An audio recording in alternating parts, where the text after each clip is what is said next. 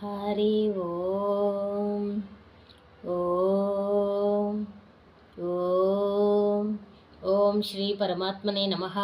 అతః ద్వితీయోధ్యాయః సాంఖ్యయోగः. శ్రీ భగవానువాచ నయనం ఛిందంతి శస్త్రాణి నయనం దహతి పావకః న చైనం క్లేదయోన్యాప్తో న శోషయతి మారుతః.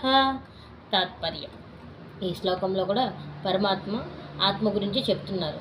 దాని గురించి ఇంకొంత వివరంగా చెప్తున్నారు. ఏమని చెప్తున్నారంటే, ఆత్మ అనేది ఏ ఆయుధం చేత కూడా చీల్చబడదు, అలాగే అగ్ని దానిని కాల్చలేదు, నీరు దానిని తడపలేదు, గాలి వల్ల అది ఎండదు.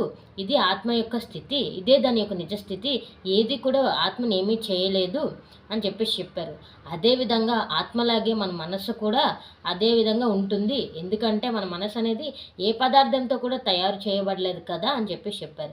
ఎప్పుడైనా ఏ మనిషికైనా అహంకారం అనేది దెబ్బతింటుంది, కానీ ఆ మనిషి యొక్క మనసుకి ఎటువంటిది అవ్వదు.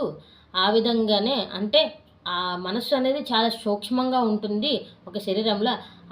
ఆ సూక్ష్మం, దానికన్నా సూక్ష్మమైనది ఇంకేదో ఉందంటే అదే ఆత్మ. ఇదే ఆత్మ యొక్క స్థితి అని చెప్పారనమాట. ఇది ఈరోజు శ్లోకం యొక్క తాత్పర్యం. హరి ఓం ఓం ఓం.